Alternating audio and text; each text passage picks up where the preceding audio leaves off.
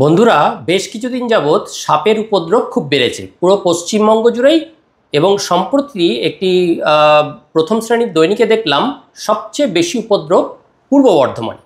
তা সাপে যদি কামড়ায় আপনারা বিচলিত হবেন না। মনে রাখবেন, সাপের বিষের অ্যান্টিভেনাম বা সাপ কামড়ালে যে প্রতিষেধক অ্যান্টিভেনাম দেওয়া হয় তা মূলত ককটেল জাতীয়। আপনাকে যে বিষধর সাপই কামড়াক না কেন, অ্যান্টিভেনাম একই। আপনার তাই সাপ চেনা জরুরি না, বা আপনাকে সাপটা মেরে হসপিটালে দৌড়াতে হবে এমন নয়, শুধু দ্রুত হসপিটালে যাওয়াটা জরুরি। আমাদের পশ্চিমবঙ্গে মোটামুটি 6 প্রকার বিষধর সাপ পাওয়া যায়।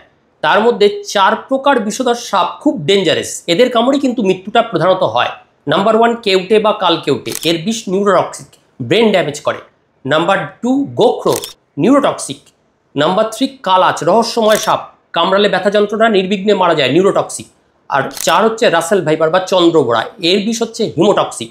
এই 4 প্রকার সাপের ভেনাম বা বিষ সংগ্রহ করে একসাথে ককটেল করে অ্যান্টিভেনাম তৈরি হয়। সুতরাং আপনাকে যে সাপেই কামড় দিক, ওষুধ একই। অতএব একটা এভিএস দিলেই সব কটার ক্ষেত্রেই সেটা প্রযোজ্য। উপরোক্ত 4টি সাপ বাদেও আমাদের দেশের শঙ্খচূড় বা ব্র্যান্ডেড ক্রেট বা কালো হলুদ এই রকম একটা সাপ পাওয়া যায়, সেটাও মারাত্মক বিষধর।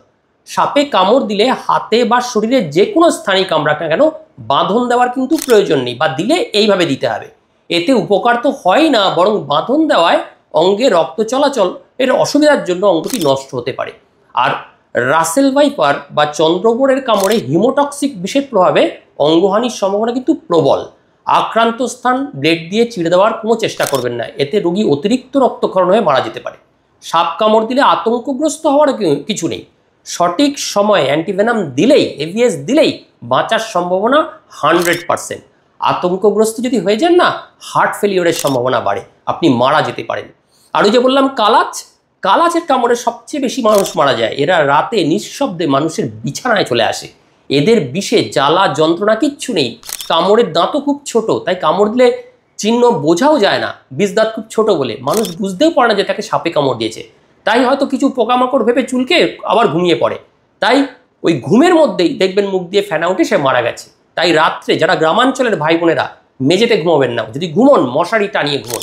সর্বোপরি যে সাপে আপনাকে কামড়াক, আপনি কিন্তু আগে হসপিটাল যাবেন, কারণ মনে রাখবেন একমাত্র অ্যান্টিভেনাম এভিএসই আপনাকে বাঁচাতে পারে। দুনিয়ার আর কোনো কিছুই কিন্তু সাপের কামড় থেকে আপনাকে বাঁচাতে পারবে না। সাপ সংক্রান্ত, সাপে কাটলে কি করতে হবে, সাপের কামড়ে আক্রান্ত হলে কি করবেন, এবং প্রথম 100 মিনিট কেন গুরুত্বপূর্ণ, এই সব জানতে আমার এই লিঙ্কড ভিডিওটি দেখতে পারেন।